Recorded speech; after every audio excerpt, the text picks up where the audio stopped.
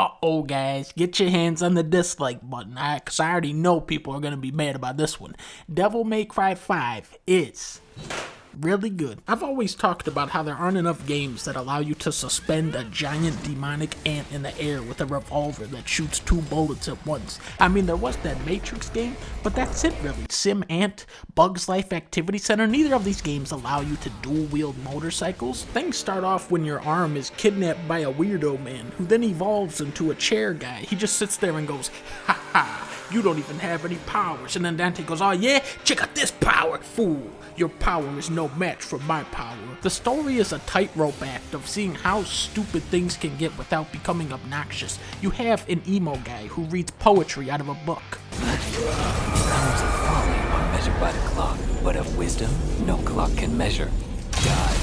But he's offset by a funny talking chicken who can electrocute stuff. The main villain isn't super menacing, the battle themes can wear out their welcome, there's a few rough difficulty spikes where bosses can deal absurd amounts of damage, but honestly, there isn't much to complain about here. The cutscenes are snappy and to the point, there are no horrible gimmick levels except for this guy who sucks ass. It's a game that knows exactly what it is and plays very well to the strength of its combat. The true goal of Devil May Cry is not to simply overcome your enemies, but rather to whoop their ass in the most over-the-top, insane bullshit way possible. Over the campaign, you'll switch between 3 characters, Zero with about 10 interchangeable arms, Poetry Guy who controls a bird, a panther, and a golem simultaneously, and Dante, who has 4 ranged weapons, 4 melee weapons, one of which has 2 different modes, each weapon with varying moves depending on which of your 4 styles you're in, and all of this can be swapped mid-combo. It's very easy. The amount of tools at your disposal can be intimidating, but it doesn't take much to start stringing together some cool combos. Enemies are not ludicrously tough either,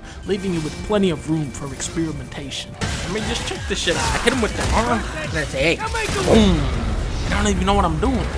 Now I'm this guy. Now with this guy, you want to knock him up there, and they say, yeah. And then what? It was the worst of times, it was the best of times. Now with Dante, the name of the game is to keep the guy up in the air for as long as possible. I mean, this guy, he's been up here, what, 7 minutes? I'm starting to get hungry. Shit. Just like in Metal Gear 5, you can shoot your rocket arm off and ride it around like a skateboard. Or you can have a Mega Man Buster Cannon. Or you can have a fork. One of the best features on here is the inclusion of the pre-visualized cutscenes where they have a little action figure on a stick.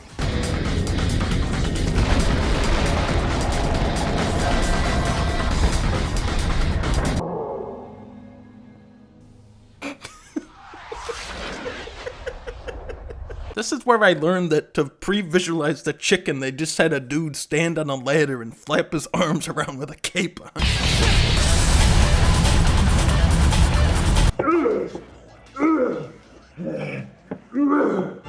Oh no, it can't be.